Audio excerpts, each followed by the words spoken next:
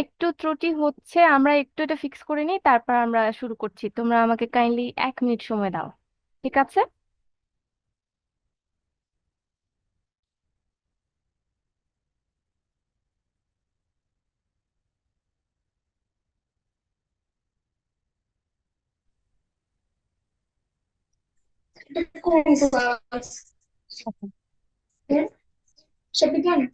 তোমরা তোমরা কি স্ক্রিন ক্লাসের দেখতে পাচ্ছো? এখানে একটা স্লাইড।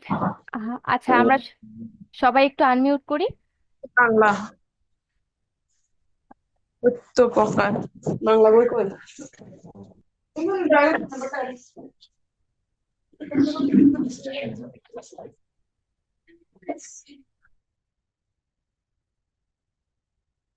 ওকে, তোমরা কি সবাই এখন স্লাইডটা দেখতে পাচ্ছো?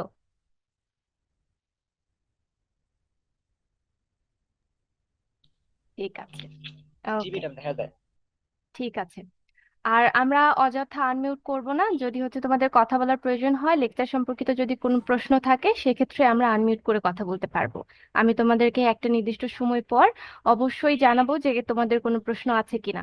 কারণ ক্লাসের মাঝখানে যদি তোমরা কথা বলো, তাহলে কিন্তু হচ্ছে আমাদের পড়াশোনার ব্যাঘাত ঘটবে, আমরা ঠিক মতো বুঝতে পারবো না। তো আজকে আমরা শুরু করে দিচ্ছি। আর সেটা হচ্ছে বাংলা প্রথম পত্র, প্রত্যুৎপকার, প্রবন্ধ পড়ব। তো প্রথমে তোমরা আশা করছি স্লাইড দেখতে পাচ্ছ। তো আমরা প্রথমে যেটা পড়বো, প্রত্যুৎপকার। লাইক আমরা এই যে অধ্যায়টা শুরু করব বা এই প্রবন্ধটি পড়ব, মূলত আসলে এর মূল বিষয়টা কি, এই একটা শব্দ দিয়েই কিন্তু বোঝা যাচ্ছে যে আসলে এই প্রবন্ধের মূল উপজীব্য বিষয়টা কি, আমরা কি নিয়ে কথা বলছি। প্রত্যুৎপকার দেখো, শব্দার্থ এখানে দেওয়া আছে। তোমরা সুন্দর করে তুমি যদি চাও ক্লাসের ফাঁকে ফাঁকে তোমরা হচ্ছে নোট করতে চাও, সেক্ষেত্রে কিন্তু আমি স্লাইড দেখাচ্ছি, তোমরা নোট করে নিতে পারো, খাতা কলম নিয়ে বসতে পারো, এবং আমি তোমাদেরকে যখন এই শব্দার্থগুলো বলবো বা আরো বিষয়গুলো বলবো, পাঠ পরিচিতি, কবি পরিচিতি, তোমাদেরকে আমি বলে দিব কোনগুলো খুবই গুরুত্বপূর্ণ, সেগুলো তোমরা খাতায় নোট ডাউন করে নিতে পারো। তাহলে হচ্ছে তোমরা খুব ভালোভাবে জিনিসগুলো আয়ত্তে আনতে পারবে। তো প্রত্যুৎপকার এই প্রবন্ধটি আসলে বলতে পারো এটা একটা গল্প, যেটা আসলে প্রত্যুৎপকার মানে হচ্ছে উপকারীর প্রতি উপকার। মানে ধরো, তোমার কেউ উপকার করেছে, তোমার কোনো এক বন্ধু তোমার অনেক একটা উপকার করেছে, কিন্তু পরে তুমি একটা সময় অনেকদিন পর জানতে পারলে যে সে একটা বিপদে পড়েছে। তখন তোমার মনে হলো যে আচ্ছা, এই বন্ধুটা তো আমার একদিন এরকম একটা উপকার করেছে। তো ওই মুহূর্তে ওই তোমার বন্ধুর একটা উপকার মানে প্রয়োজন হলো তোমাকে, যে তার একটা খুবই প্রয়োজন, তোমাকে সেটা করতে হবে। তো সেই তখন যদি তুমি তার উপকার করো, লাইক সে তো তোমার উপকার করেছে একদিন, তখন যদি তুমি তার উপকার করো, তখন কিন্তু উপকারের উপকার করলে। এই যে তোমার কেউ উপকার করেছে এবং সেটা মনে রেখে তুমি পরবর্তীতে তার প্রতিদান দিলা বা তার উপকার করলা, তুমি হচ্ছে তখন কিন্তু এই ব্যাপার, এই যে ব্যাপারটা, যে তুমি উপকার যে তোমার করেছে তার কথা ভুলে না গিয়ে পরবর্তীতে তার প্রয়োজনে তুমি তার উপকার করলে, এটাই মূলত এই ব্যাপারটাই বোঝাতে হচ্ছে প্রত্যুৎপকার। এই শব্দটা দিয়ে এটাই বোঝানো হয়। তো এই শব্দটাকে কেন্দ্র করেই আজকে আমাদের মূলত গল্পটা। এটাও মূলত ওই রকম একজন আহ সাহাবী এবং তার অত্যন্ত কাছের মানুষ। সে কোনো একটা দেশে গিয়ে আহ উপকার পেয়েছিল এক সম্ভ্রান্ত মানুষের কাছ থেকে। তো পরবর্তীতে যখন সে আহ ওই সাহাবীর কাছে বন্দী হয়, ওই সময় সেই লোকটি আসলে বুঝতে পারে যে আরে, এই লোকটি তো আমার একদিন উপকার করেছিল। তো আজকে আমি আহ তার উপকার করতে চাই, এবং সে অনেক এটা মনে রেখে সবসময় মনের ভিতরে রেখেছিল যে যে লোকটা আমার এত বড় উপকার করেছে, আমি একদিন হলেও তার দেখা পেতে চাই। কিন্তু ভাগ্যক্রমে সে এমন দিনে তার সাথে দেখা পেয়েছে যেদিন সে একটা বিপদে পড়েছে, এবং সে সুযোগ পেয়েছে তার সেই উপকারের উপকার করার। তো সেটা নিয়ে মূলত গল্পটা, আমরা কিছুক্ষণ পর গল্পের একদম পুরোপুরি আম, যে গল্পের পুরো বিষয়টা জানবো, তার আগে আমরা হচ্ছে এই অধ্যায়ের শব্দার্থগুলো জেনে নিই। কারণ কি জানো? কারণ এই অধ্যায়ের যে তোমার হচ্ছে লেখাটা আছে, মানে শব্দ চয়ন বা বাক্যগুলো আছে, সেগুলো পড়তে গেলে তুমি একেবারে যদি রিডিং পড়ো, সেক্ষেত্রে তোমাদের একটু বোঝার সমস্যা হতে পারে। কিন্তু তোমরা যদি হচ্ছে এই শব্দার্থগুলো জেনে তারপর যদি রিডিং পড়ো, তাহলে সেক্ষেত্রে কিন্তু তোমাদের জন্য একটু সহজ হয়ে যাবে, তোমাদের কথাগুলো বুঝতে সুবিধা হবে, যে তোমরা যখন রিডিং করছো তখন তোমাদের বুঝতে সুবিধা হবে। তাই আমরা প্রথমে শব্দার্থগুলো জেনে নিচ্ছি। দেখো, প্রত্যুৎপকার হচ্ছে উপকারের প্রতি অপকার উপকার, তার মানে তোমার কেউ একজন উপকার করেছে এবং তুমি তার আবার তুমি কোনো একটা সময় সুযোগ পেয়ে তার উপকার করলে, এরকম। আর এখানে বলছে অভিরুচি, মানে হচ্ছে ইচ্ছা। তারপর বলছে সমবিব্যাহারে, মানে সঙ্গে নিয়ে। তার মানে তুমি যদি কাউকে সঙ্গে নিয়ে যেতে চাও, লাইক আমি তোমাকে সঙ্গে নিয়ে আজকে বাজারে যেতে চাই, তার মানে হচ্ছে সমবিব্যাহারে, মানে হচ্ছে সঙ্গে নিয়ে। নিষ্কৃতি মানে হচ্ছে মুক্তি, বলেনি অবশেষে আমি নিষ্কৃতি পেলাম, অবশেষে আমি মুক্তি পেলাম, এরকম কথা বোঝাতে। এই যে আমি এখানে যতগুলো শব্দ এখানে দেখতে পাচ্ছ, সবগুলাই তোমরা যখন হচ্ছে রিডিং পড়বা, প্রত্যুত প্রকার গল্পটা যখন রিডিং পড়বা, তখন প্রত্যেকটা শব্দ তোমরা বুঝতে পারবা। তোমরা যদি এই শব্দের অর্থগুলো আগে জেনে রিডিং পড়ো, তাহলে তোমাদের জন্য কিন্তু খুব সহজ হয়ে যাবে যখন তোমরা রিডিং পড়বা বুঝতে। দেখো, এখানে বলছে কোপানল, মানে ক্রোধের আগুন। মানে ক্রোধ মানে কি তো জানো, তাই তো? ক্রোধ মানে কি তোমরা জানো? একটু আমি, আচ্ছা জি, ওয়ালাইকুম আসসালাম। ঠিক আছে, ওকে, ক্রোধ মানে রাগ, একদম ঠিক বলেছো। প্রতীতি। এখন দেখো, ক্রোধ, ক্রোধের আগুন মানে হচ্ছে একদম রেগে গিয়ে একদম অগ্নিশর্মা হয়ে যাওয়া, একদম রেগে গেলে তো একদম মানুষের হিতাহিত বোধ থাকে না। তো ওইটাকেই বলছে ক্রোধের আগুন, যেটা হচ্ছে তোমরা বইয়ে তোমাদের প্রবন্ধে, প্রচুর প্রকার প্রবন্ধে দেখতে পারবা, কোপানল দেওয়া আছে। তারপর প্রতীতি মানে হচ্ছে বিশ্বাস, পরিচ্ছদ মানে হচ্ছে পোশাক। আর দেখো প্রীতি প্রফুল্ল লোচনে, মানে দেখো মানে শব্দটা অনেক সুন্দর, প্রীতি প্রফুল্ল লোচনে, তার মানে হচ্ছে বন্ধুত্বের অনুভূতি আনন্দিত চোখে, বন্ধুত্বের অনুভূতিতে আনন্দিত চোখে। মানে তুমি যখন দেখবা যে তোমার বন্ধু তোমার জন্য অনেক, মানে বড় একটা কাজ করে ফেলেছে, তখন তুমি যে আনন্দ হবে, বা তোমার যে মনে হবে আরে আমার এই বন্ধু আমার জন্য এত কিছু করে ফেললো, তখন যে তোমাদের চোখে মুখে একটা আনন্দ প্রকাশ পাবে, ওইটাকেই মানে একটা শব্দে যদি তুমি প্রকাশ করতে চাও, তখন বলবা প্রীতি প্রফুল্ল লোচনে।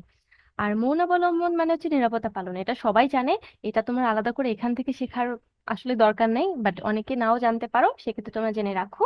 মৌন মৌনাবলম্বন মানে হচ্ছে নীরবতা পালন, মানে চুপচাপ থাকা। আরেকটা দেখো, অব্যাহতি। অব্যাহতি মানে হচ্ছে মুক্তি, ছাড়া পাওয়া। অবধারিত মানে নিশ্চিত, প্রত্যাগমন মানে ফিরে আসা। তোমাদের কি মনে আছে যে আমরা অনেক লাইনে পড়তাম যে এই তো সে প্রত্যাগমন করেছে, ফিরে এসেছে, রোষা। আরেকটা হচ্ছে দেখো রোষারক্ত নয়নে, মানে ক্রোধে লাল হয়ে যাওয়া। দেখো এখানে কোপানল আর রোষারক্ত নয়নে, এই দুইটাই কিন্তু তোমার আহ মোটামুটি একই, ক্রোধ বোঝাতেই ব্যবহার করা হচ্ছে। তোমরা নিশ্চয়ই দেখতে পাচ্ছ, এই যে রোষারক্ত নয়নে, এখানে যে মানুষ যখন রেগে যায় তখন যে চোখ লাল হয়ে যায়, সেই ব্যাপারটাকে প্রকাশ করছে। আর কোপানল মানে তো হচ্ছে পুরা তুমি রেগে গিয়ে একদম রেগে মেগে পুরো অনুভূতিটা কেমন হয়ে আছে সেটাকে বোঝাচ্ছে। তো এই দুইটা মূলত একই একটা রাগের ব্যাপারটাকে প্রকাশ করছে। বাংলা প্রথম, আচ্ছা ঠিক আছে। আমরা চ্যাটে কোনো গল্প করব না, আমরা হচ্ছে যদি কোনো জানার থাকে অবশ্যই ডিরেক্টলি আমাকে বলবা যে ম্যাম বুঝতে পারছি না, আজকে কোন অধ্যায় হচ্ছে, আমি বুঝতে পারছি না, আমাকে এটা বোঝাতে হবে, আমার সাথে কথা বলো। কিন্তু কোনো এমনিতে চ্যাটের মধ্যে গল্প করবা না, তাহলে কিন্তু বুঝতে অসুবিধা হবে। ঠিক আছে?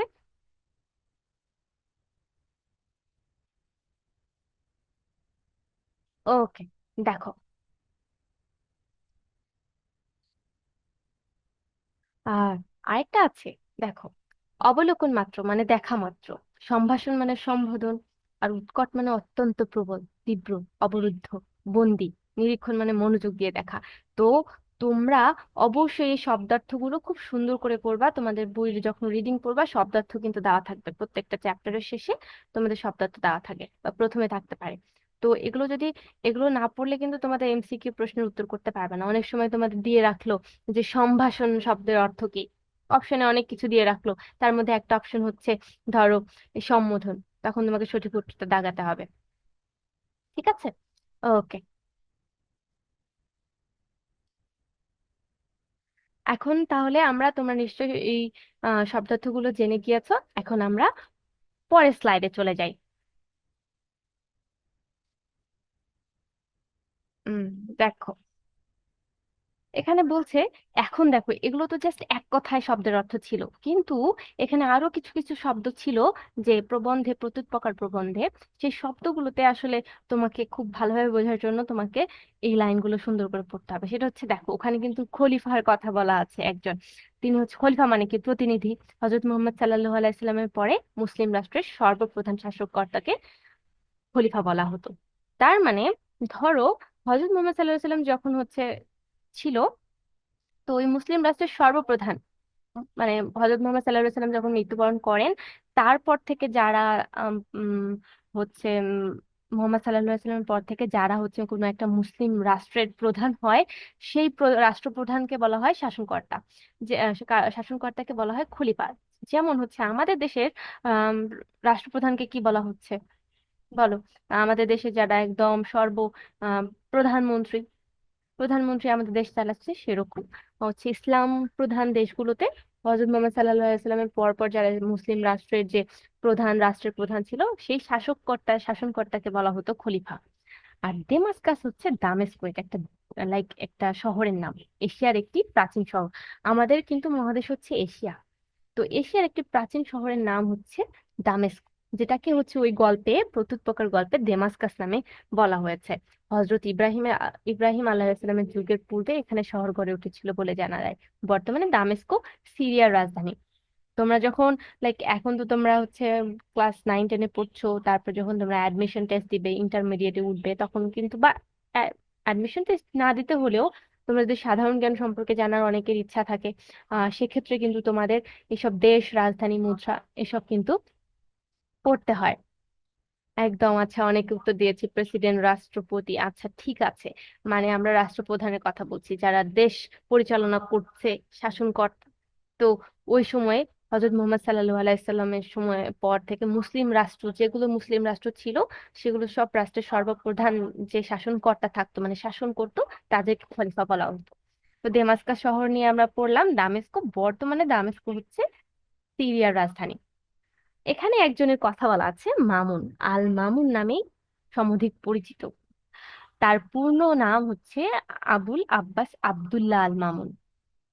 তিনি জন্মগ্রহণ করেছে 786 খ্রিস্টাব্দ থেকে, এবং মৃত্যুবরণ করেছেন 833 খ্রিস্টাব্দে। তিনি ছিলেন সপ্তম আব্বাসীয় খলিফা। ওই যে বললাম না, খলিফা মানে কি, হজরত মুহাম্মদ সাল্লাহ সাল্লামের পরে মুসলিম রাষ্ট্রের সর্বপ্রধান শাসনকর্তা। তো ওই সময় মামুন ছিলেন, তার নাম হচ্ছে আব্দুল আব্বাস আব্দুল্লাহ আল মামুন। তিনি ছিলেন সপ্তম আব্বাসীয় খলিফা। তার মানে আমরা একটু দেখি। ওকে, তিনি ছিলেন সপ্তম আব্বাসীয় খলিফা, এবং খলিফা হারুনুর রশিদের দ্বিতীয় পুত্র।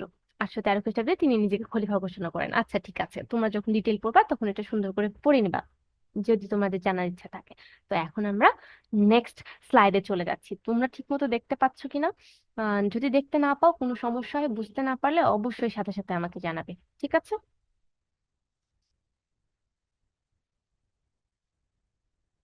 আচ্ছা,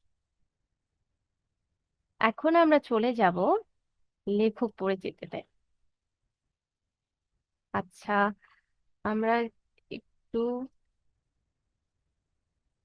এখন কথা হচ্ছে এই যে প্রত্যুত্তরকার, এটা আসলে কে লিখেছেন?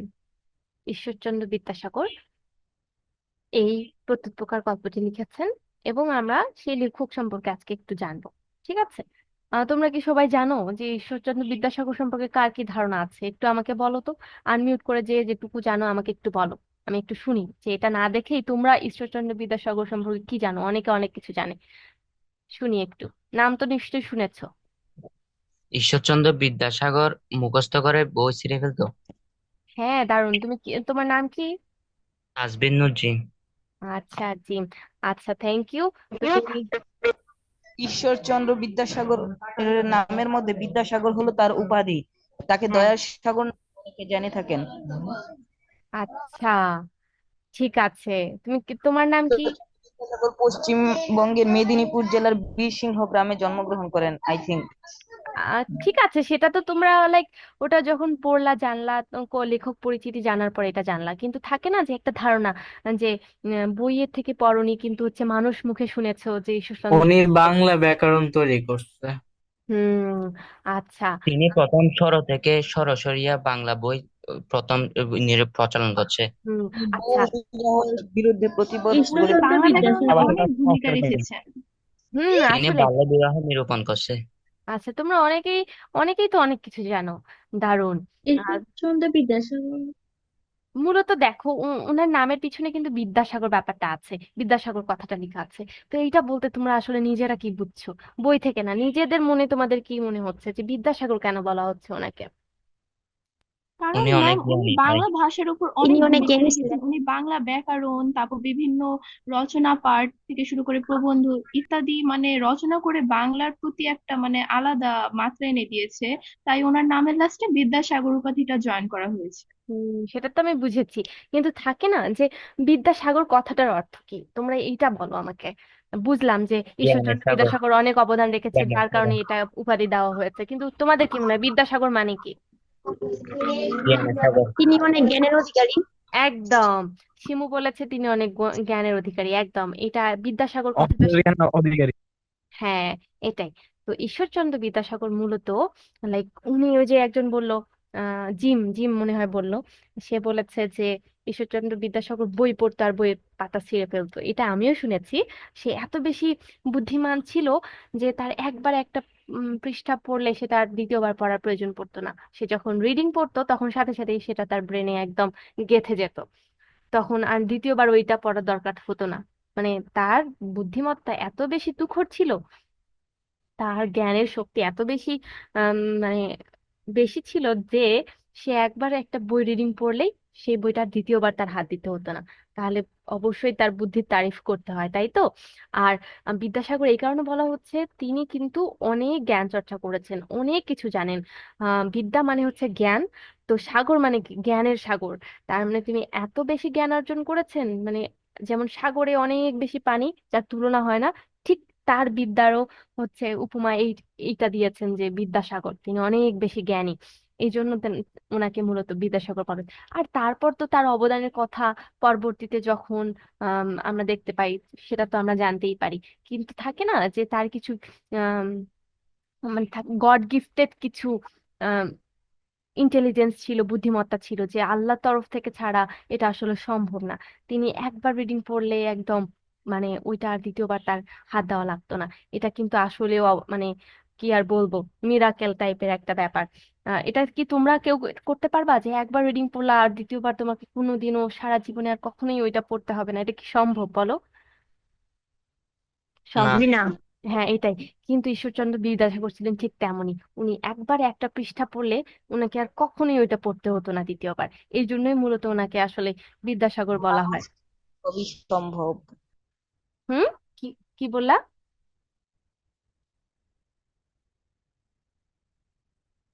আচ্ছা, ঠিক আছে, আমরা তাহলে ঈশ্বরচন্দ্র বিদ্যাসাগর সম্পর্কে কিছু জেনে নিই। যে তার জন্ম কোথায়, তার কাব্যগ্রন্থ কি কি ছিল, তিনি কি কি লিখেছেন, তার আসলে অবদান কি কি, সেগুলো সম্পর্কে একটু জানি। এখানে বলছে তিনি পশ্চিমবঙ্গের মেদিনীপুর জেলার বীরসিংহ গ্রামে জন্মগ্রহণ করেন। এখন কথা হচ্ছে, আহ অবশ্যই তোমরা যখন লেখক পরিচিতি পড়বা, কিছু কিছু জিনিস আছে তোমাদেরকে খুবই মন দিয়ে পড়তে হবে, কারণ এটা কিন্তু তোমার পরীক্ষায় বহু নির্বাচনী প্রশ্নে থাকবে। সেক্ষেত্রে এটা কিন্তু বাদ দেওয়ার কোনো অপশন নাই। ঠিক আছে? তো দেখো, এই যে তোমরা এইটা পশ্চিমবঙ্গে, তিনি যদি বলে তিনি কোন জায়গায় পশ্চিমবঙ্গে, আচ্ছা আমি হলুদ কালারটা না দেই, কোন কালারটা বেশি দেখা, লালটাই দিই, ঠিক আছে? তিনি হচ্ছে এই যে পশ্চিমবঙ্গের মেদিনীপুর জেলা বীরসিংহ গ্রামে 26শে সেপ্টেম্বর 1820 সালে জন্মগ্রহণ করেন। এই যে জন্মসাল,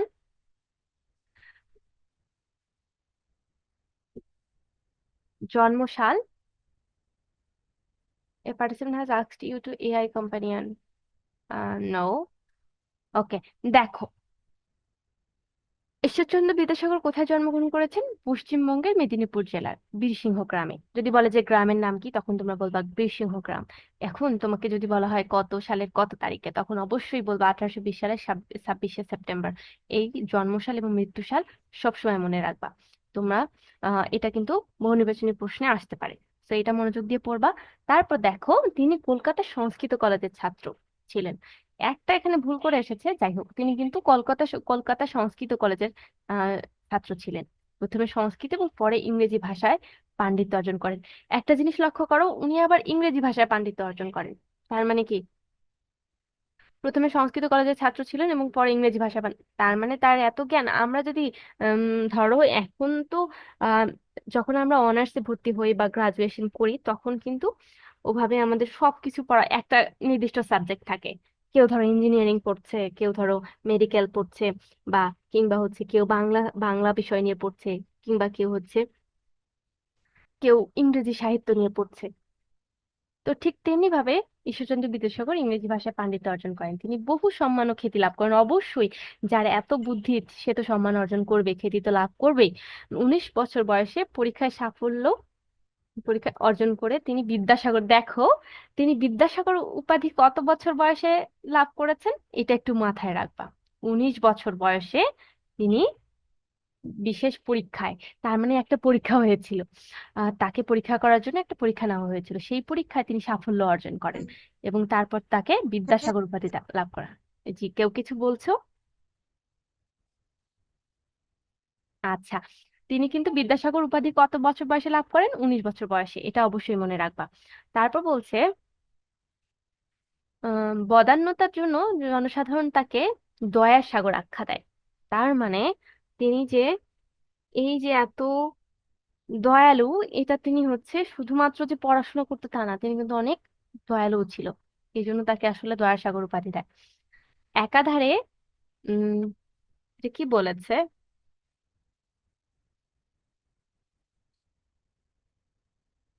আমি একটু এটা সরিয়ে নিই। আচ্ছা, একাধারে তিনি মহাপণ্ডিত, শিক্ষাবিদ, সমাজ সংস্কারক ও খ্যাতনামা লেখকের প্রতিষ্ঠা লাভ সাধারণ কম ব্যক্তির ক্ষেত্রেই হয়। আসলেই তো, তোমরা কি কখনো দেখেছো একটা মানুষ মানে একই সাথে হচ্ছে মহাপণ্ডিত, আবার শিক্ষাবিদ, সমাজ সংস্কারক এবং খ্যাতনামা লেখক? এটা কি হওয়া সম্ভব? এখন ইদানিং অনেকেই হচ্ছে, কিন্তু ওই সময় আসলে এত এটা ছিল না যে একজন মানুষ মহাপণ্ডিত, শিক্ষাবিদ, শিক্ষা নিয়ে আসলে গবেষণা করছে, আবার সমাজ সংস্কারেও সে সাহায্য করছে, আবার লেখক। এটা আসলে খুব কম ব্যক্তির পক্ষে সম্ভব এত কিছু হওয়া। তারপর দেখো, 1841 সালে তিনি ফোর্ট উইলিয়াম কলেজের প্রধান পণ্ডিত নিযুক্ত হন। প্রধান পণ্ডিত মানে আসলে এখানে শিক্ষকের কথা বলছে। পণ্ডিত মানে নিশ্চয়ই তোমরা জানো যে পণ্ডিত মানে মূলত হচ্ছে শিক্ষক। তো তিনি হচ্ছে ফোর্ট উইলিয়াম কলেজে প্রধান পণ্ডিত মানে প্রধান শিক্ষক নিযুক্ত হন। কত সালে সেটা? সেটা হচ্ছে 1841 সালে। এই সালগুলো মনে রাখবা। তারপর হচ্ছে আমি যে তোমাদেরকে এগুলো মার্ক করে দিচ্ছি, অবশ্যই এগুলো মনে রাখবা, কারণ এগুলো হচ্ছে তোমাদের বহু নির্বাচনী প্রশ্নের জন্য খুবই গুরুত্বপূর্ণ। তিনি এই যে আরেকটা সাল, 1851 সালে সংস্কৃত কলেজের অধ্যক্ষ পদে উন্নীত হন। দেখো, প্রথমে তো উনি ফোর্ট উইলিয়াম কলেজের প্রধান পণ্ডিত নিযুক্ত হন, তারপর আবার 10 বছর পর 1851 সালে সংস্কৃত কলেজের প্রধান পদে উন্নীত হন। ওই যে সংস্কৃত কলেজের ছাত্র ছিলেন উনি, মনে আছে? তিনি কলকাতা সংস্কৃত কলেজের ছাত্র ছিলেন। তারপর আবার 1851 সালে ওই সংস্কৃত কলেজেরই প্রধান মানে প্রধান নয়, অধ্যক্ষ পদে উন্নীত হন। এটা মনে রাখবা। তিনি প্রথম বাংলা গদ্যের অভ্যন্তরীণ শৃঙ্খলা আবিষ্কার করেন এবং গদ্য ভাষার যতি চিহ্ন মানে যতি চিহ্ন মানে হচ্ছে ওই যে বিরাম চিহ্ন, প্রশ্নবোধক হবে কোথায়, তারপর হচ্ছে দাড়ি কমা কোথায় বসবে, যথাযথ প্রয়োগ করেন। দেখো তার অবদান কত! ফলে তার গদ্য হয়ে ওঠে শৈলী সম্পন্ন।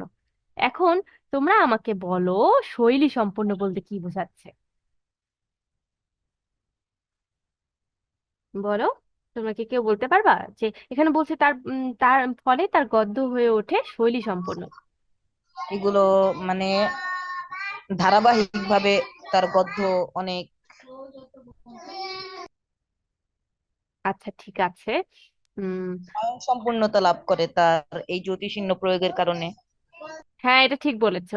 এই যে আমরা প্রথমেই বললাম যে তিনি বাংলা ভাষায় জ্যোতি চিহ্ন যথাযথভাবে প্রয়োগ করা, আসলে প্রয়োগ করেন তিনি প্রথম, যে বাংলা গদ্যের অভ্যন্তরীণ শৃঙ্খলা আবিষ্কার করেন। এখন কথা হচ্ছে অভ্যন্তরীণ শৃঙ্খলা। আমরা গদ্য লিখছি, গদ্য মানে তো ধরো গল্প, উপন্যাস, নোভেল যে কোনো কিছুই হতে পারে, বা প্রবন্ধ গ্রন্থ হতে পারে।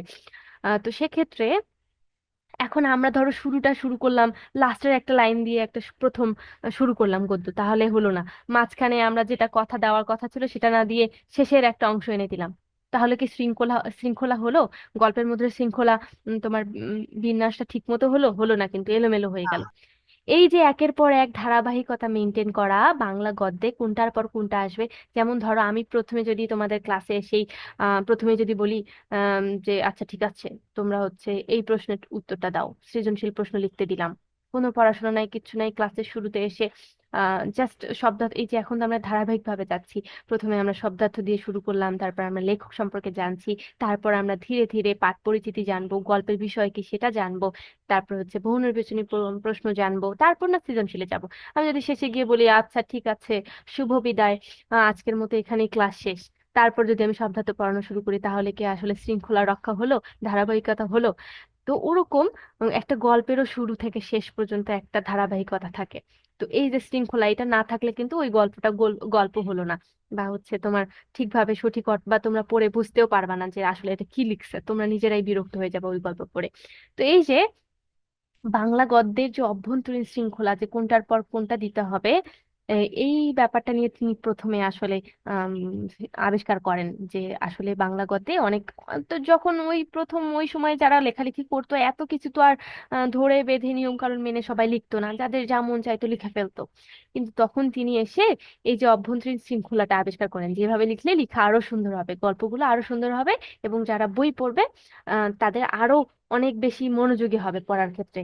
কারণ যখন শৃঙ্খলা থাকবে, তখন কিন্তু তোমাদের মনে হবে আচ্ছা ঠিক আছে, দেখি এরপর কি হয়, এরপর কি হয়, এরকম একটা ইচ্ছা মনের ভিতরে থাকবে যে আমার জানতে হবে। কিন্তু যদি এলোমেলো হয়, তুমি বিরক্ত হয়ে যাবে, আরে ধ্যাৎ, কি লিখছে এটা, আমি তো বুঝতেছি না, এরকম এরকম মনে হবে। তো উনি বাংলার গদ্যের অভ্যন্তরীণ শৃঙ্খলা আবিষ্কার করেন, এবং গদ্যে ভাষার যতিচিহ্ন যথাযথভাবে প্রয়োগ করেন। এখন কথা হলো, ধর আমি তোমাদেরকে একটা প্রশ্ন করলাম, কিন্তু প্রশ্নটা এমন ভাবে করলাম যে বুঝাই গেল না যে আমি প্রশ্ন করলাম। ওই যে যতিচিহ্ন, আমরা যে প্রকাশ করছি, বোঝা যাইতে হবে। তো এটা যদি না বোঝা যায়, তাহলে হচ্ছে লেখার মধ্যে যদি আমরা এই যে একটা যদি দাড়ি কমা উঠাই দেই, সুশৃঙ্খল ভাবে সাজিয়ে সে বর্ণমালা সার্থক গ্রন্থ এত সালে তার লেখার পরিচয়, বর্ণ পরিচয় এ গ্রন্থে, এইভাবে যদি পড়ি, তখন মনে হবে না যে বর্ণ পরিচয় এ গ্রন্থ একটা গ্রন্থ? এরকম মনে হবে না? যদি এই দাড়িটা আমরা না দেই, এই জ্যোতিচিহ্নটা যদি ব্যবহার না করি, তাহলে লাইনগুলো একসাথে হয়ে গিয়ে কোনটা লাইন কি বলছে আমরা জাস্ট উলট পালট করে ফেলবো। তো অবশ্যই জ্যোতিচিহ্ন যথাযথভাবে প্রয়োগ করা কিন্তু খুবই গুরুত্বপূর্ণ একটা বিষয় যখন তোমরা লিখবে। আর এই যে শৃঙ্খলা এবং জ্যোতিচিহ্ন, এটার কারণে হচ্ছে একটা লেখা হয়ে ওঠে শৈলী সম্পন্ন, মানে হচ্ছে অনেক সুন্দর। লাইক তোমরা দেখেই বুঝবা আচ্ছা এই লেখাটা তো অনেক, আমি বুঝতে পারছি। আমরা একটা লেখার সৌন্দর্য কখন বলবো? যখন একটা লেখা পড়ে আমরা ঠিকমতো বুঝতে পারছি লেখাটাতে আসলে কি তুলে ধরছে লেখক, তখন যদি আমরা বুঝতে পারি, সেটাই মূলত হচ্ছে শৈলী সম্পন্ন লেখা। কারণ যেখানে একদম দাড়ি কমা, সেমিকোলন, তারপর হচ্ছে প্রশ্নবোধক সব চিহ্ন ঠিকমতো ব্যবহার করা আছে, আবার শুরুটাও খুব সুন্দর, আবার শেষটাও অনেক সুন্দর, আবার মাঝখানে কি কি কথা হবে সেটাও খুব সুন্দর করে সাজানো গোছানো করে যখন লেখা হবে, সেই লেখাটাকে আমরা শৈলী সম্পন্ন লেখা বলবো। তোমরা কি সবাই বুঝতে পেরেছো? জি মিস। আচ্ছা। তারপর দেখো, এই জন্য তাকে বলা হয় বাংলা গদ্যের জনক। ওই যে তিনি বাংলা গদ্য নিয়ে এত কিছু আবিষ্কার করছেন, জ্যোতি চিহ্ন ঠিক মতো গদ্যে কোথায় বসাতে হবে, শৃঙ্খলা কিভাবে রক্ষা করতে হবে, এত কিছু করছেন। তো সেজন্য কিন্তু তিনি হচ্ছে বাংলা গদ্যের জনক। এটাও মনে রাখবা, ঈশ্বরচন্দ্র বিদ্যাসাগরকে বলা হয় বাংলা গদ্যের জনক। এগুলা মনে রাখলে তবেই তোমরা কিন্তু বহু নির্বাচনী প্রশ্নের উত্তর সঠিকভাবে দিতে পারবা। দেখো, বাংলা বর্ণসমূহ সুশৃঙ্খল ভাবে সাজিয়ে শিশুদের বাংলা বর্ণমালার প্রথম সার্থক গ্রন্থ 1855 সালে লেখা তার বর্ণ পরিচয়। দেখো, 1855 সালে তার লেখা বর্ণ পরিচয়। এখন বলছে বর্ণসমূহ সুশৃঙ্খল ভাবে সাজিয়ে শিশুদের বাংলা বর্ণমালার প্রথম সার্থক গ্রন্থ। এই যে শিশুরা, তো এখন আমরা অনেক শিশুদের জন্য অনেক বই আছে, তো ঈশ্বরচন্দ্র বিদ্যাসাগরও কিন্তু একটা সুন্দরভাবে বর্ণগুলো সুশৃঙ্খল ভাবে সাজিয়ে, মানে ধারাবাহিক ভাবে, ধরো ক এর পর খ হয়, খ এর পর গ হয়, এই যে সাজানো, আমরা যদি ক এর পর লিখি চন্দ্রবিন্দু, এটা তো সুশৃঙ্খল ভাবে সাজানো হলো না। এলোমেলো করে যদি আমরা শব্দগুলো লিখি, মানে বর্ণগুলো লিখি, তাহলে তো এটাকে সুশৃঙ্খল ভাবে সাজানো বললো না, এটাকে এলোমেলো বলে। তো তিনি হচ্ছে বাংলা বর্ণমালার প্রথম সার্থক গ্রন্থ। সার্থক কেন বলছে? কারণ এই বইটা সবাই গ্রহণ করেছিল, যে হ্যাঁ এই বইটা পড়বে, তখন কিন্তু এই জন্য সার্থক। আমরা সার্থক কখন বলি? সফল, যেটা আসলে, যে তার বইটা আসলে সমাদৃত হয়েছে, সবাই গ্রহণ করেছে। তো এই গ্রন্থ আজও বাংলা ভাষা শিক্ষার ক্ষেত্রে পথ নির্দেশক। অবশ্যই তিনি একটা সুশৃঙ্খল বাংলা বর্ণমালার বই লিখেছেন, সেটা তো অবশ্যই শিক্ষার ক্ষেত্রে পথ নির্দেশক হবে। কারণ যেহেতু তিনি প্রথম যেটা করেছেন। এখন দেখো, আমরা বলছি এই যে তিনি এত বড় লেখক, তারপরে মহাপণ্ডিত, শিক্ষাবিদ, সমাজ সংস্কারক, এই যে লেখক তিনি, তিনি তো আরো অনেক কিছু লিখেছেন। তার বেশ কিছু গ্রন্থ দেখো এখানে: বোতল পঞ্চবিংশতি একটা, একটা হচ্ছে শকুন্তলা, সীতার বনবাস চরিতাবলী, সীতার বনবাস চরিতাবলী, আর হচ্ছে ভ্রান্তিবিলাস। এই যে এগুলো হচ্ছে তার গ্রন্থ, তার প্রধান রচনা। এগুলা একটু মনে রাখবা, কারণ হুট করে একটা দিয়ে বললো যেটা এটা কার লেখা, তারপর বিভিন্ন কবি সাহিত্যিকদের হচ্ছে তোমার অপশন দিয়ে রাখলো, তখন তোমরা অবশ্যই যদি জানো যে এটা হচ্ছে ঈশ্বরচন্দ্র বিদ্যাসাগরের লেখা, তাহলে তোমরা খুব সহজেই ঈশ্বরচন্দ্র বিদ্যাসাগর দাগিয়ে দিতে পারবা। এখন আসে আমরা 1800, এখানে দেখো ঈশ্বরচন্দ্র বিদ্যাসাগর কবে মৃত্যুবরণ করেন? 1891 সালের 29শে জুলাই মৃত্যুবরণ করেন। এটা অবশ্যই মাথায় রাখবা। হুম, আমি এগুলো একটু মিশাই দেই। আমি, তোমরা কিন্তু লেখক পরিচিতিটা খুব সুন্দর করে পড়বা। এটা কিন্তু এমসিকিউর জন্য খুবই গুরুত্বপূর্ণ। ঠিক আছে? জি। আমরা এখন তোমাদের কি এখান থেকে আর কোনো প্রশ্ন আছে যে বুঝতে পারোনি, এমন কিছু থাকলে আমাকে বলতে পারো, তাহলে আমি তোমাদের আবার বুঝিয়ে দিব। শৈলী সম্পন্নটা আরেকবার বোঝান না। ও আচ্ছা। ম্যাম সব বুঝে গেছে। আচ্ছা, শৈলী সম্পন্ন বোঝাবো, তাই তো? শৈলী সম্পন্ন, ওই যে আমি বললাম, উনি কিন্তু বাংলা ভাষার শৃঙ্খলা আবিষ্কার করেছেন। যে ধরো প্রথমে সূচনা, তারপর হচ্ছে তোমার বর্ণনা, তারপর হচ্ছে উপসংহার। একটা গল্প লিখতে গেলে অবশ্যই গল্পের শুরুটা করতে হবে খুব সুন্দর করে। মানে থাকে না, আমরা বলি না যে আমরা যখন সাজুগুজু করি, বা ছেলেরা তোমরা যখন নামাজে যাও বা ঈদে সাজুগুজু করো, টুপি পরো, তারপর হচ্ছে পাঞ্জাবি পরো, তারপর সুন্দর একটা জুতা পরো, এই যে খুব সুন্দর করে নিজেকে একটু সাজিয়ে গুছিয়ে উপস্থাপন করা। এখন এলোমেলো তো হলে অবশ্যই সেটাকে আমরা সুন্দর বলবো না। এখানে লেখারও সেরকম সৌন্দর্য থাকে। এখন সেটা যদি ধারাবাহিকভাবে না হয়ে এলোমেলো করে এখন লেখা হয়, শৃঙ্খলা যদি না থাকে, শৃঙ্খলা মানে কি? ধারাবাহিকতা। ধরো সূচনা নাই, সূচনার আগে আমরা দিয়ে দিলাম উপসংহার, তারপর লিখলাম হচ্ছে সূচনা, তারপর লিখলাম হচ্ছে বর্ণনা। আহ তাহলে কিন্তু হচ্ছে এটা শৃঙ্খলা সম্পন্ন লেখা হলো না। তারপর যদি আমরা যতি চিহ্ন ঠিক মতো ব্যবহার না করি, ধরো একটা প্রশ্নবোধক বাক্য লেখা আছে, ওখানে যদি প্রশ্নবোধক চিহ্ন না দিয়ে একটা দাড়ি বসাই, তাহলে কি সেটা খুব সুন্দর দেখাবে, বা আমরা বুঝতে পারবো যে কি করছে? আচ্ছা, মাহাদি হাসান রেজড হ্যান্ড। তুমি কি কিছু বলতে চাও?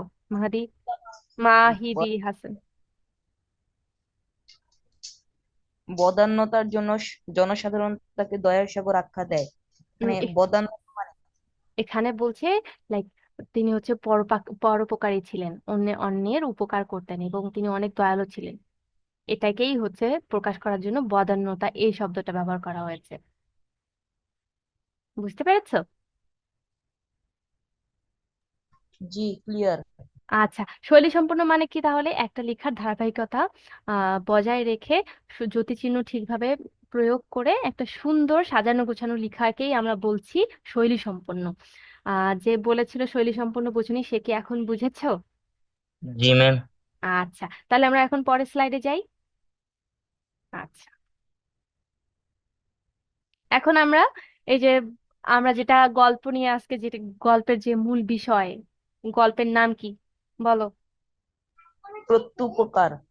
হ্যাঁ, এখন প্রত্যুপকার মানে কি বলো? উপকারীর উপকার। উপকারকারী। উপকারীর উপকার করা। তোমরা নিশ্চয়ই এক কথায় প্রকাশ উপকার করো। উপকার করা। তোমরা বাংলা দ্বিতীয় পত্রে এক কথায় প্রকাশ করেছো না? করেছো কি? জি। ওখানে কিন্তু এরকম একটা আছে যে উপকারীর উপকার করে, যে তাকে কি বলে? প্রত্যুপকারী। হ্যাঁ, একদম। তো এটাই।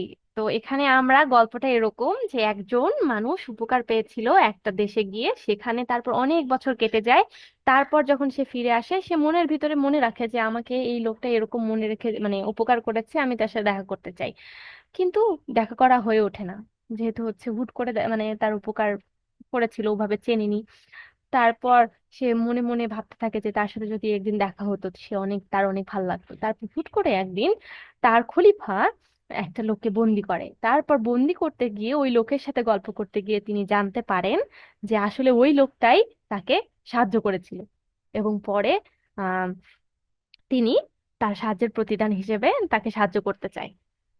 তারপর এইটা এটা নিয়েই হচ্ছে মূলত গল্প, যে একজন তাকে সাহায্য করেছে, পরবর্তীতে সেই সাহায্যের প্রতিদান হিসেবে সেও তাকে সাহায্য করতে চেয়েছিল, বা পরবর্তীতে সে সাহায্য করতে সক্ষমও হয়েছে। এই জন্যই মূলত হচ্ছে এই গল্পটির নাম হচ্ছে প্রত্যুপকার। এখন আসো আমরা হচ্ছে গল্পটা সুন্দর করে মূল যে গল্পের বিষয় সেটা একটু পড়ি। এখন এখানে দেখো, পাঠ পরিচিতি পড়তে গেলে তোমরা যে বিদ্যাসাগরের, এখানে বলছে আখ্যান মঞ্জুরি রচিত হয় 1868 সালে। তার মানে এই যে প্রত্যুপকার, এটা নিশ্চয়ই আখ্যান মঞ্জুরি থেকে নেওয়া, তাই তো? জি। হ্যাঁ, এই জন্য, না হলে কিন্তু এখানে আখ্যান মঞ্জুরি কেন দিয়েছে? ঈশ্বরচন্দ্র বিদ্যাসাগর আখ্যান মঞ্জুরি রচিত হয় 1868 সালে। তার মানে ধরো, এটা এমসিকিউ আসলে তোমরা এটা সালটা মনে রাখবে এবং নামটা মনে রাখবে, এবং এটার সাথে যে প্রত্যুপকারের হচ্ছে তোমাদের একটা সংযোগ আছে সেটাও মনে রাখবা, যে এটার সাথে এটা কানেক্টেড। এখন দেখো, আমরা প্রথমেই খলিফা সম্পর্কে জেনেছি, যে যারা ওই যে মুসলিম রাষ্ট্র, মহানবী সাল্লাল্লাহু আলাইহি সাল্লামের পর মুসলিম রাষ্ট্রের প্রধান শাসনকর্তাকে মূলত হচ্ছে খলিফা বলা হতো।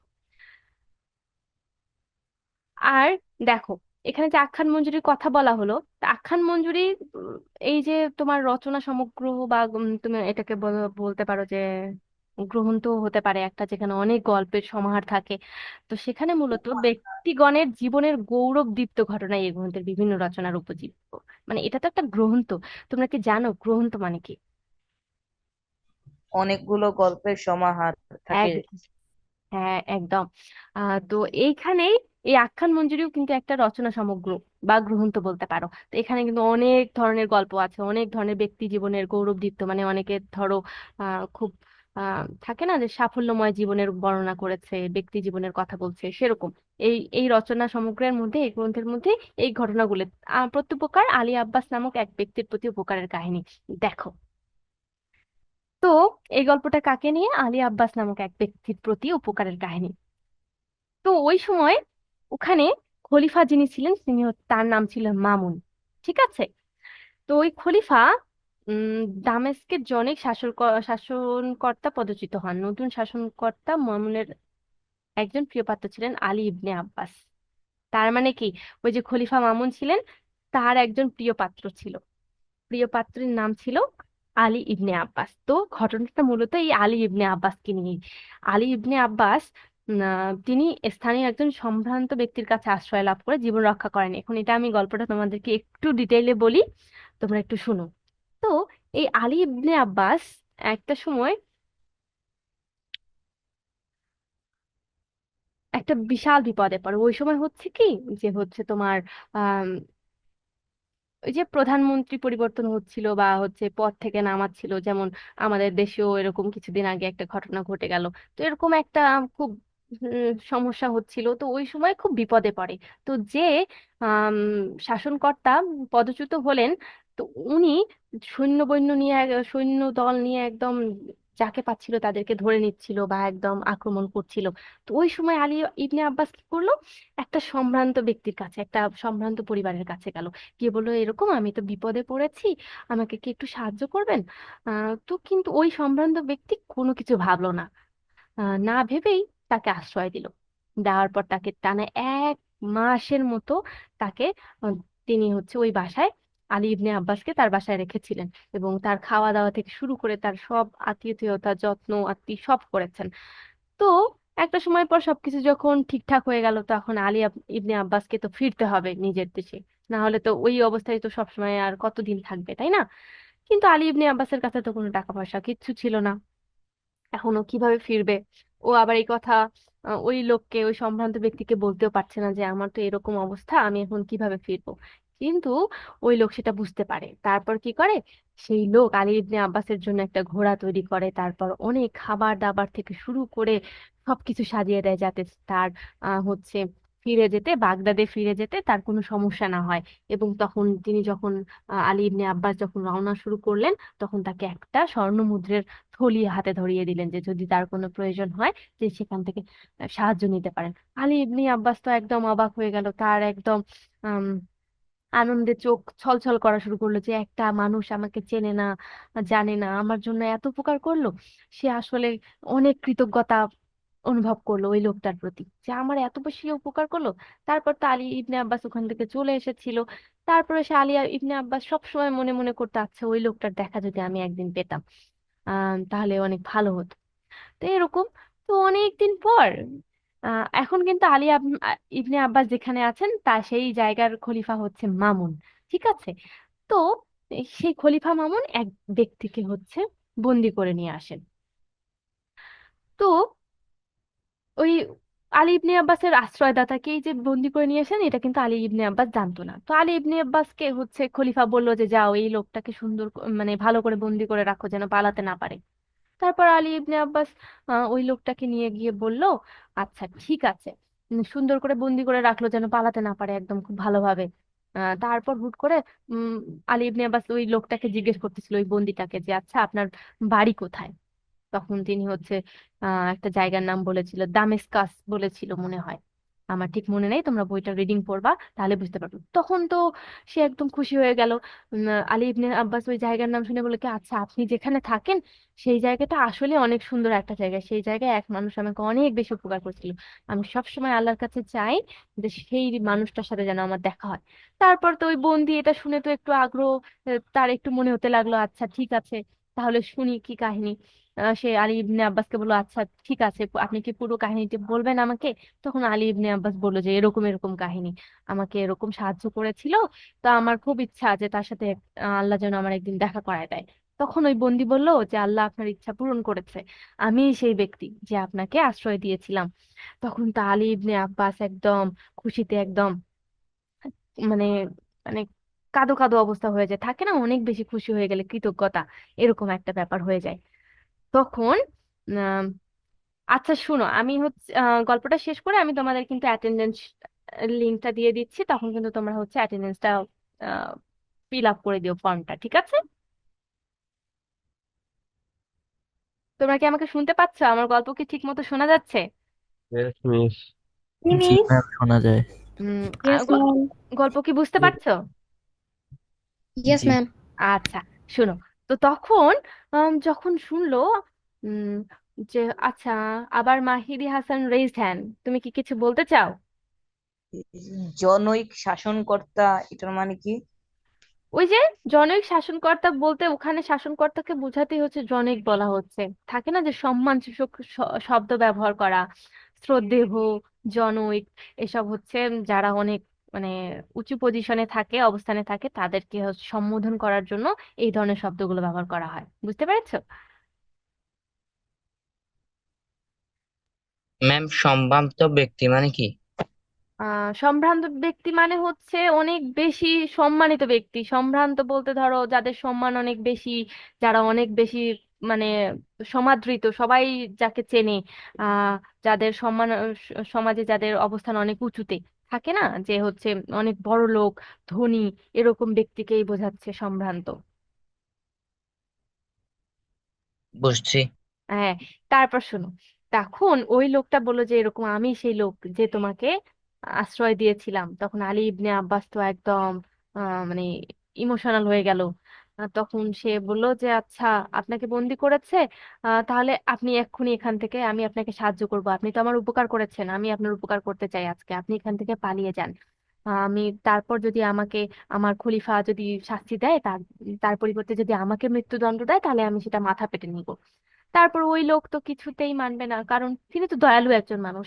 সেই কারণেই তো তিনি একদিন আলী ইবনে আব্বাসকে বন্দি মানে ইবনে আব্বাসকে হচ্ছে সাহায্য করেছিলেন। তিনি বললো যে না, আমি যাকে আশ্রয় দিয়েছিলাম, যার প্রাণ বাঁচিয়েছিলাম, তাকে আজকে আমি আমার নিজের স্বার্থে মৃত্যুর মুখে ফেলে দিতে পারি না, আমি এখান থেকে যাব না। আসলে আমাকে বন্দি করা হয়েছে আমার এক শত্রু খলিফাকে ভুলভাল বুঝিয়ে আমার নামে মিথ্যাচার করে আমাকে বন্দি করিয়েছে, কিন্তু আমার কোনো দোষ নেই, ওই লোকটার কোনো দোষ ছিল না, তাকে হচ্ছে মিথ্যাচার করে বন্দি করিয়েছে। তো আলী ইবনে আব্বাস ব্যাপারটা বুঝে যে ঠিক আছে তাহলে আমি খলিফার কাছে গিয়ে আপনার ব্যাপারে বলবো, তাকে অনুরোধ করব সে যেন আপনাকে ছেড়ে দেয়। আপনার কোনো দোষ নেই, আমি সব পুরোটাই বলবো। তারপর তো আলী ইবনে আব্বাস খলিফা মামুনের কাছে গেলেন যে আহ যে খলিফা, আপনি যাকে এরকম বন্দি করেছেন সে আমার এরকম একটা উপকার করেছে এরকম। তারপর আমি তাকে যখন বলেছিলাম যে আপনি চলে যান, যা শাস্তি দিবে আমি মাথা পেতে নিব। কিন্তু তিনি কিন্তু চলে যেতে চাননি। তিনি এরকম একটা দয়ালু মানুষ যার নীতি এত বেশি ভালো, সে কিভাবে এরকম একটা অপরাধ করতে পারে? তাকে আসলে তার প্রতিবেশী মিথ্যাচার করে এরকম তার অপকার করার জন্য উদ্যত হয়েছিল, যার কারণে তাকে বন্দি। তারপর তো খলিফা ব্যাপারটা বুঝতে পারলো যে আসলেই তো যে এত বড় উপকার করতে পারে, যে এরকম। তারপর উম, যখন জানতে পারলো যে সে নির্দোষ, তখন কিন্তু তাকে ছেড়ে দিল। এই যে এইটা দেখে তখন ওই লোকটা আলী ইবনে আব্বাসের প্রতি অনেক বেশি কৃতজ্ঞ হয়ে গেল।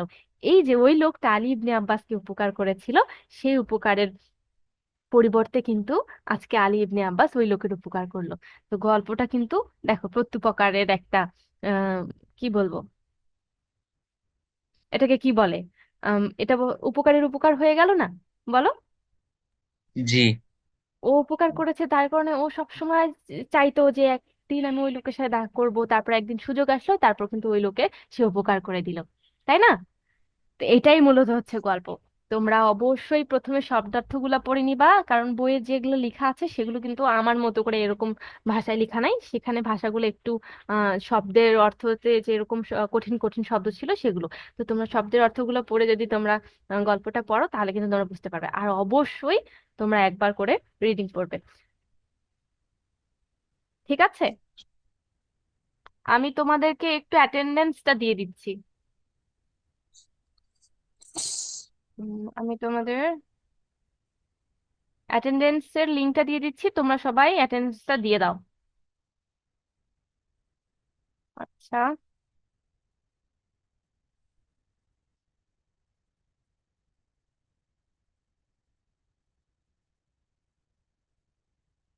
ওকে। কমেন্ট বক্স,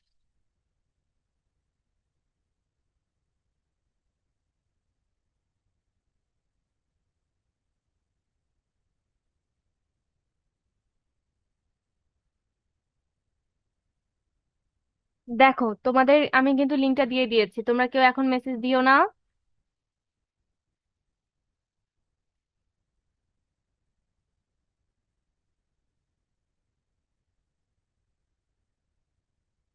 আচ্ছা, একজন কথা বলেছে, তালহা ইসলাম, ম্যাম ম্যাডাম, এখন আমি প্রায় সোশ্যাল মিডিয়ায় দেখি যে পড়ালেখা করা মানে স্ক্যাম, চাকরি করে বড়লোক হওয়া যায় না ইত্যাদি। এগুলো শুনে আমার পড়ালেখার প্রতি উদাসীনতা চলে আসছে। আচ্ছা তালহা, তুমি কি আছো এখানে? তুমি একটু আনমিউট করো, আমি তোমার সাথে একটু কথা বলতে চাই। জি ম্যাম বলুন। এই যে তুমি এই কথাটা বলেছো, আমি কিন্তু সবাইকে অ্যাটেন্ডেন্সের লিঙ্কটা দিয়ে দিয়েছি, তোমরা প্লিজ ওটা কনফার্ম করে ডান লিখো। আর হচ্ছে যদি কেউ না পাও অ্যাটেন্ডেন্স শিট, সেটাও আমাকে জানাও, অ্যাটেন্ডেন্সের লিঙ্কটা না পেলে আমাকে জানাও, আমি আবার দিয়ে দিচ্ছি। হ্যাঁ তালহা, তুমি কি বলছিলা? যে হচ্ছে পড়াশোনা করে বড়লোক হওয়া যায় না, চাকরি করে বড়লোক হওয়া যায় না, তাই তো? এই জন্য তোমার পড়ালেখায় উদাসীনতা চলে আসতেছে। জি জি। উম এখন কথা হচ্ছে, তুমি পড়ালেখা কেন করছো? আগে সেটা আমাকে জানাও, তোমার পড়াশোনা করার উদ্দেশ্য কি? উদ্দেশ্য হচ্ছে মূলত জ্ঞান অর্জন করা। আমরা যদি বা বলি যে আসলে আমাদের জ্ঞান অর্জন করাই মূল উদ্দেশ্য, কিন্তু আলটিমেটলি কিন্তু আমরা চাই যে একটা ভালো চাকরি হবে, একটা ভালো জীবন পাবো। শুধু জ্ঞান অর্জন করে তো আসলে, আমরা যদি বাস্তবতা যদি দেখি, তাহলে আসলে জ্ঞান অর্জন করা আসলে উদ্দেশ্য বলা যে আসলে মিথ্যা কথাই বলা হবে, আমি মনে করি। শুধু জ্ঞান অর্জন করে তো লাভ নাই, আমার জ্ঞানটাকে কাজে লাগাতে হবে। আমি এত কেন কষ্ট করব? অবশ্যই আমার জীবনে আমার টাকা ইনকাম করতে হবে, তাই তো? এটা কিন্তু বাস্তবতা। জি। তো সেক্ষেত্রে যেটা বললা যে পড়াশোনা করে বড়লোক হওয়া যায় না, এখন পড়াশোনা করা মানে যে তোমার বড়লোক বলতে কি বোঝাচ্ছে? তুমি কি অনেক টাকা পয়সার মালিক হতে চাও, নাকি অনেক সুন্দর একটা জীবন চাও? সেটা আগে আমাকে বলো। টাকা পয়সার পাশাপাশি আমি একটা সুন্দর জীবনও চাই। এটাই। দুটোই চাই। এখন কিন্তু দেখো, টাকা পয়সা যে শুধুমাত্র যারা পড়াশোনা করে তাদের, তা কিন্তু নয়। এখন অনেকেই সন্ত্রাসবাদ করছে, অনেক অপকার করছে, চুরি ছিনতাই, অনেকে ডাকাতি করছে, অনেকে অনেক টাকার মালিক হচ্ছে। এখন তাদের কিন্তু শান্তি নাই, তারা কিন্তু ঠিকই বড়লোক। আমরা কিন্তু তাদেরকে বড়লোকই বলবো, ধনী বলবো, অনেক টাকার মালিক এটা বলবো। সাফল্য পাবে। তো টাকা পয়সা থাকা মানেই যে সাফল্য, এটা কিন্তু নয়। সফলতা তখনই তুমি যখন একটা সুন্দর জীবন পাবা, তখন তোমাকে সমাজের মানুষ সবাই সম্মানিত করবে, তোমাকে আলাদাভাবে একটু সম্মানের চোখে দেখবে। তারপর তোমার থাকা খাওয়াও, তোমার, তুমি যে পড়াশোনা করে একটা চাকরি করবা, ভালো চাকরি, সেটা দিয়ে মিটে যাবে। আহ এই যে একটা সম্মানের জীবন, এইটার জন্যই তো আমরা পড়াশোনা করি, না হলে তো আমরা অনেকে অনেকভাবেই টাকা পয়সা ইনকাম করতে পারতাম, তাই না? টাকা পয়সাই কিন্তু হচ্ছে, আর সব থেকে বড় কথা, টাকা পয়সাই মূল যে উদ্দেশ্য হতো, তাহলে কিন্তু ডিরেক্টলি আমরা সেই টাকা পয়সার পিছনেই ছুটতাম, আমরা কিন্তু এরকম পড়াশোনার প্রসেসে কিন্তু এগোতাম না। তো তো তো সেক্ষেত্রে এখন কথা হচ্ছে, সেক্ষেত্রে কথা হচ্ছে, এখন যারা পড়াশোনা করে না বা ওরকম, অনেকেই কিন্তু অনেকভাবে টাকা পায় এখন, সোশ্যাল মিডিয়ার যুগে অনেকে অনেক কিছু করছে। বাট দেখো, তুমি যখন পড়াশোনা করবা বা একজন টিচার, ইউনিভার্সিটি লেকচারার, তোমরা এখনো পৃথিবীটাকে কিচ্ছু দেখোনি, মাত্র ক্লাস 9-10-এ পড়ছো, তোমাদের কোনো আইডিয়া নাই এই যে যারা এই সোশ্যাল মিডিয়ার মালিক, মার্ক জাকারবার্গ বলো, তারপর বিল গেটস বলো, তারপর হচ্ছে আরো অনেকে আছে, যে তো এরা কিন্তু পড়াশোনা করে। Elon Musk. হ্যাঁ, বলো। তো আল্লাহর পথে চললে সাফল্য পাবে। একদম, এটা কিন্তু সত্যি, এটা অবশ্যই আমাদের ইসলামের প্রতিও মনে, আল্লাহর প্রতি বিশ্বাস রাখতে হবে। আর তোমরা কখনোই বড়লোক হওয়ার চিন্তা এভাবে করবা না যে বড়লোক হব কিন্তু সম্মানিত হব না, তোমাদের দুইটাই ভাবতে হবে যে আমি টাকা পয়সাও চাই, পাশাপাশি আমার সম্মানও চাই। তাহলে কিন্তু তোমার আসলে পড়াশোনাটা বাদ দেওয়া যাবে না। পড়াশোনা করলে যেটা তুমি এক্সট্রা পাবা সেটা হচ্ছে সম্মান। তোমাকে একটা শিক্ষিত এডুকেটেড মানুষ হিসেবে সবাই জানবে, তোমার সম্মানটা আলাদা পর্যায়ে চলে যাবে। এখন কথা হচ্ছে, ধরো তোমাদের স্কুলের, স্কুলে এক অতিথি আসলো, একজন বড়লোক আর একজন ধরো অনেক পণ্ডিত একটা মানুষ, যে ধরো ঈশ্বরচন্দ্র বিদ্যাসাগরকে নিয়ে আসলো, আর একজন টিকটকার বা কোনো একটা ফেসবুক ব্লগারকে নিয়ে আসলো। এখন ধরো ঈশ্বরচন্দ্রের টাকা নাই, পয়সা নাই, কিন্তু তোমার আসলে কাকে অন্য চোখে দেখবা, বলো? ঈশ্বরচন্দ্র বিদ্যাসাগরকে। কারণ কি, সে হচ্ছে পড়াশোনা জানে, পড়াশোনার মূল্য সব জায়গায় অন্যরকম। আর সব থেকে বড় কথা, যখন তুমি পড়াশোনা করবা, তোমার কথাবার্তায়, তোমার চরিত্রের দিক থেকে, সব দিক থেকে বোঝা যাবে যে তুমি, সবাইকে তুমি অ্যাটেন্ডেন্স দিয়েছো? জি ম্যাম। যদি কেউ কোনো জি সমস্যায় ম্যাম। পড়ো, দিতে পারোনি, অবশ্যই আমাকে জানাবা। আচ্ছা, থ্যাংক ইউ অ্যাটেন্ডেন্স দেওয়ার জন্য। আচ্ছা, সেটাই বলছি, তুমি যখন পড়াশোনা করবা তখন কিন্তু তোমার কথাবার্তায় পরিবর্তন আসবে, তুমি সুন্দর করে কথা বলতে শিখবা। আর তুমি দেখবা যে অনেকেই আছে অনেক টাকার মালিক কিন্তু পড়াশোনা জানে না, তাদের কথাবার্তা দেখলেও বুঝতে পারবে যে আরে, তোমার ওই লোকটার সাথে কথা বলেও শান্তি লাগবে না। যারা সুন্দর করে কথা বলে, যারা সুন্দর করে নিজেকে রিপ্রেজেন্ট করে, তাদের সাথে মিশতেও ভালো লাগে, মনে হয় যে মানুষটা আসলেই অন্যরকম, তাই না? এই যে আলো, তুমি কিন্তু একটা মানুষের সাথে মিশলেই বুঝতে পারছো, তখন কিন্তু সে তোমাকে অ্যাপ্রিসিয়েট করবে যে আচ্ছা, তোমার সাথে কথা বলে অনেক ভালো লাগলো, বা এরকম এরকম। তখন কিন্তু ওইটাই সার্থকতা, তখন দেখবে যে তোমার সারা দিনটা অনেক ভালো গেছে। তোমার তখন ওটা মনে হতে থাকবে যে একটা মানুষকে তুমি একটা ভালো অনুভূতি দিতে পারছো। তো পড়াশোনা না জানলে হুট করে তুমি কিছুই জানো না, মানুষের সাথে একটা বেয়াদবি করে ফেললা। এই যে পড়াশোনার মাধ্যমেই তো আমরা জানছি যে আদব কায়দা শিখছি, যে কোনটা ভালো কোনটা খারাপ, এই মন্দের পার্থক্য করা শিখছি, কোন দিকে গেলে আমি ভালো করতে পারবো, না করতে পারবো, এগুলা শিখছি, অন্যায় করছি না, বা ভালো কাজে আরো বেশি আমরা আগ্রহী হচ্ছি। এগুলো কি পড়াশোনার মধ্যেই আসে। এখন পড়াশোনা করে বড়লোক হওয়া যায় না, এটা আসলে ভুল কথা। তুমি পড়াশোনা করলে সম্মানিত হবাই, আবার তুমি অনেক ভালো করে পড়াশোনা করলে অনেক, একদম, এখন যারা বড়লোক আছে, বড়লোকেরও বড়লোক হইতে গেলে তোমাকে পড়াশোনা করতে হবে। পড়ালেখার কখনোই কোনো অন্য কোনো, কি বলবো এটাকে, অল্টারনেটিভ নাই। বুঝছো? পড়ালেখা অবশ্যই করতে হবে, তুমি যদি ভালো মানুষ হতে চাও, সম্মান পেতে চাও, পড়ালেখা করতে হবে। এই যে মানুষ বিদেশে গিয়ে পড়াশোনা করছে, কেন? পড়াশোনা যদি আসলেও কোনো কাজে না লাগতো। আর সব থেকে বড় কথা, বড়লোকের কথা কেন ভাবছো? যখন তুমি সম্মানের দিকে নজর রাখবা, তুমি দেখবা এমনিতেই আল্লাহ তোমাকে সম্মানিত করছে, পড়াশোনা করলে এমনিতেই তুমি অনেক কিছু জানতে পারবা, তোমাকে মানুষ এমনিতেই সব থেকে উচ্চ আসনে বসাবে, তোমাকে আলাদা করে ওইটার চেষ্টা করতে হবে না। বুঝতে পারছো? তো এইটা কখনোই মাথায় রাখবা না যে পড়ালেখা করে কিছু হয় না, এটা একটা স্ক্যাম, পড়ালেখা কখনোই স্ক্যাম হইতে পারে না। এখন যা কিছু দেখছো পড়ালেখা বাদ দিয়ে সবকিছু স্ক্যাম, এগুলো অনেক বেশি দিন পর্যন্ত স্থায়ী হবে না। কিন্তু পড়ালেখাটা সারা জীবন, কখনোই পড়ালেখার কদর কমবে না, এটা সারা জীবন থেকে যাবে। বুঝতে পারছো? জি ম্যাম, বুঝতে পারছি। তো কখনোই এটা মনে করবা না, এই যে কত সুযোগ সুবিধা থাকে, তুমি যদি ভালো করে পড়াশোনা করো, ইঞ্জিনিয়ার ডক্টর তো হতেই পারবা, সেটা আলাদা ব্যাপার। বা তুমি যদি টিচিং প্রফেশনে যেতে চাও, মানুষের কত সেক্টরে টিচিং হতে পারে, তুমি পুরা বিশ্বের টিচার হতে পারো। অন্য একটা দেশের টিচার হয়ে যেতে পারো তুমি যদি অনেক বেশি জ্ঞানী হও, তুমি যদি অনেক বেশি জ্ঞান চর্চা করো, তখন কিন্তু তোমাকে মানুষ এক মানে যত টাকা প্রয়োজন সেটা দিয়েও কিন্তু তোমাকে নিয়ে যাবে। কারণ কি, তুমি জ্ঞানী মানুষ, ওরা চায় তোমার জ্ঞান আরো ছাত্রছাত্রীদের মধ্যে যাক, তখন কিন্তু ওরা চাইবে যে তুমি তাদেরকে শেখাও। তো তোমাকে কিন্তু এমনিতেই সম্মান দিয়ে নিয়ে যাবে, আর টাকা তো তুমি পাবাই। পড়ালেখার কখনো কদর কমবে না, পড়ালেখাকে কখনো স্ক্যাম বলো না। পড়ালেখার মূল্য সারা জীবন থাকবে, সব সময় থাকবে। এরকম ভেবো না যেটার কখনো মূল্য থাকবে না, ঠিক আছে? Okay ma'am. কখনো এরকম ভাববা না। সব সময় ভালো করে পড়াশোনা করবা, আর পড়াশোনা করে অনেক বড় হতে হবে, সব থেকে বড় কথা। অন্য কোনো উপায়ে যাবে না। হ্যাঁ, অন্য অনেক বিষয় ট্রাই করতে পারো, আমি বলছি না যে ইউটিউবিং করা খারাপ, তারপর ওগুলা বলছি না, সবকিছুই ঠিক আছে, বাট তোমাদের সবসময় মাথায় রাখবা যে এই যে পড়ালেখার মাধ্যমে যেটা শিখছো, যে মানবিক হওয়ার গুণাবলী, যে মানুষ হতে হবে, খারাপ কাজ করা যাবে না, এটা তো আমরা পড়ালেখার মাধ্যমে শিখি। এইটা মাথায় রেখে অন্য সবকিছু করো, যে তুমি যাই করো না কেন অন্যের ক্ষতি করা যাবে না, খারাপ কাজ করা যাবে না, এটা করবা না। তাহলে দেখবা যে তোমরা উন্নতি করতে পারছো, ঠিক আছে?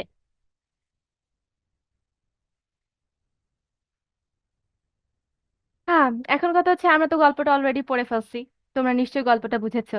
কবে লেখক পরিচিত আমি তোমাদেরকে সুন্দরভাবে বলেছি কি কি মনে রাখতে হবে সেগুলা। বড় এখন লোক হলেই বড় মনওয়ালা হওয়া যায় না। হ্যাঁ, হ্যাঁ, বড় লোক হলেই বড় মনওয়ালা হওয়া যায় না। এটাই। আবার যে যারা বড়লোক তারা যে বড় মন হয় না তাও কিন্তু না। যারা অনেক ভালো করে পড়াশোনা করছে, যাদের মধ্যে শিক্ষা দীক্ষা আছে, তারা কিন্তু ভালো মানুষ, তুমি দেখবা। আমি কখনোই এমন মানুষ দেখি নাই যে শিক্ষিত মানুষ কখনো খারাপ মানুষ হয়। যাদের মধ্যে প্রকৃত শিক্ষা আছে তারা কখনো খারাপ মানুষ হয় না, ঠিক আছে? এখন দেখো, প্রত্যুপকার এই যে আমরা পাঠটা পড়লাম, এটা আসলে এই পাঠের উদ্দেশ্য এখন তোমরা আমাকে বলবা কি কি শিখছো, সবাই আমাকে বলো। 5 মিনিট তোমরা এটা নিয়ে আলোচনা করো, আমাকে বলো তোমাদের সাথে কথা বলে। যেহেতু আমাদের সময় অলরেডি শেষ, আহ তো আমরা ক্লাসটা শেষ করে দিব। আর সব থেকে বড় কথা, তোমরা আজকে বুঝতে পেরেছো কিনা, এই গল্পটা বুঝেছো কিনা সেটা বলো। ইয়েস ম্যাম, বুঝতে পারছি। এর আর ম্যাম তোমরা, বুঝতে পারছি। তোমাদের একটা হোমওয়ার্ক আমি দিয়ে দিচ্ছি, তোমরা লিখে নিতে পারো বা চাইলে মনেও রাখতে পারো। সেটা হচ্ছে, তোমরা এই বইয়ে থেকে রিডিং পড়ে এবং শব্দার্থ থেকে এবং কবি পরিচিতি, লেখক পরিচিতি থেকে 20টা এক কথায় প্রশ্নের উত্তর লিখবা, এবং হচ্ছে তৈরি করে লিখবা, নিজের খাতায় লিখবা। ওকে? মানে ম্যাম, ওকে ম্যাম মিস। আবার একটু বলেন। আমি বলতে চাচ্ছি যে এই যে প্রত্যুপকার চ্যাপ্টারটা আছে, এখান মানে রিডিং পড়ে শব্দার্থ থেকে এবং লেখক পরিচিতি থেকে 20টা প্রশ্ন, এক কথায় প্রশ্ন বানাবে এবং সেটার উত্তর লিখবা খাতায়। প্রশ্ন বানাবো এবং অ্যান্সারও দিব। হ্যাঁ, অ্যান্সারও লিখবা। হ্যাঁ, কেন? ঠিক আছে। আর যদি তোমাদের বন্ধুদের সাথে তোমাদের যোগাযোগ থাকে, সেক্ষেত্রে তোমরা তোমাদের প্রশ্ন এবং উত্তর একে অপরের সাথে শেয়ার করে নিতে পারো। তাহলে দেখলে যে অনেকে একটা আনকমন প্রশ্ন বানালো, তখন সেটা তুমি জেনে গেলা। মিস 5টা শর্ট কোয়েশ্চেন রাইট? 5টা না তো। কয়টা বললেন মানে মিস, আমি নেট প্রবলেমের কারণে শুনতে পারিনি। আচ্ছা, আমি 20টা। 20টা বলেছি। ওকে, যেহেতু যেহেতু আমি বলেছি যে লেখক মানে 20টা পরিচিতি। Short question. হ্যাঁ, লেখক পরিচিতি, ওকে। তারপর হচ্ছে আহ তারপর হচ্ছে শব্দার্থ, তারপর হচ্ছে পুরো গল্পটা রিডিং পড়ে, ঠিক আছে? আর একটা জিনিস লিখবা, সেটা হচ্ছে কবি পরিচিতির তোমার হচ্ছে জন্মসাল, মৃত্যুসাল, কাব্যগ্রন্থ কি কি, এগুলো মুখস্থ করে ফেলবা। আর পুরো গল্পের একটা সারাংশ লিখবা, ঠিক আছে? সারাংশ মানে বুঝতে পারছো? মূল ভাব, গল্পটা পড়ে তোমরা কি বুঝলা নিজের ভাষায় লিখবা। তোমরা আমাকে শুনতে পাচ্ছো? ম্যাম, এটা কি জি। নেক্সট ক্লাসের আগে যদি দেই তাহলে কি হয়, মানে নেক্সট ক্লাসের আগে যদি হোমওয়ার্কটা দেই? হ্যাঁ, নেক্সট ক্লাসের আগে হোমওয়ার্কটা দিতে হবে, তোমরা সবাই করে ফেলবা। আমি হয়তোবা তোমাদেরকে কমেন্ট বক্সে ছবি দিতে বলবো বা এরকম এভাবে চেক করবো, ওকে? আর অবশ্যই এই হোমওয়ার্কটা কমপ্লিট করবা, ঠিক আছে? না ম্যাম, দেখা যায় অ্যাকচুয়ালি সবাই এখনই হোমওয়ার্ক করে ফেলে, সন্ধ্যার মধ্যে দিয়ে দেয় এরকম। তো আচ্ছা, বুঝতে পেরেছি। তোমরা করতে পারো, তোমাদের আগের ক্লাসের মানে নেক্সট ক্লাসের আগে দিলেই হয়ে যাবে, কোনো সমস্যা না। যে যখন পারো দিয়ে দিও, ঠিক আছে? এখন আমরা যেহেতু গল্পটা পড়ে ফেলেছি, শব্দার্থও পড়েছি, এখন তোমরা বলো। এই যে আমি বলেছি পাঠের উদ্দেশ্য, এটা সবার শেষে দেওয়ার একটাই কারণ, সেটা হচ্ছে আমরা যে এই গল্পটা পড়লাম তোমরা এখান থেকে কি শিখলা, বলো।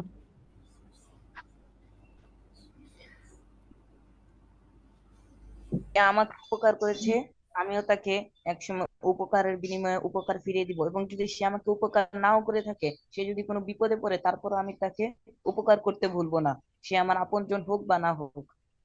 একদম মাহিদি হাসান, তোমাকে ধন্যবাদ। এটাই মূলত আমাদের পাঠের উদ্দেশ্য, এটাই যে প্রত্যুপকার মানে হচ্ছে উপকারের উপকার করা। যারা আমাদের উপকার করবে তাদের প্রতি আমরা কৃতজ্ঞ থাকব, এবং যে আমার উপকার করছে তার মূল্য বুঝতে শিখতে হবে। আর এই যে ভালোবাসা, সহমর্মিতা, সৌহার্দ্য বাড়াতে হবে, লাইক মানুষের প্রতি মানবিক হতে হবে। এই পাঠের মাধ্যমে আমরা শিখি নিঃস্বার্থভাবে অন্যের উপকার করা, এবং অন্যের উপকারের প্রতিদান দেওয়াই মানবিকতার পরিচয়। ঠিক আছে, জান্নাতুল ফেরদৌস ইয়াসমিন, তুমি হাত তুলেছো, কিছু বলতে চাও? না ম্যাম। আচ্ছা, তাহলে আজকে আমাদের পড়াশোনা এতটুকুই। আমি তাহলে ক্লাসটা এন্ড করে দিচ্ছি, ঠিক আছে? তোমরা সবাই ভালো থাকবা, সুন্দর করে পড়াশোনা করবা, ভালো মানুষ হবা, উপকারীর উপকার করবা। ঠিক আছে। আসসালামু আলাইকুম। ওয়ালাইকুম আসসালাম।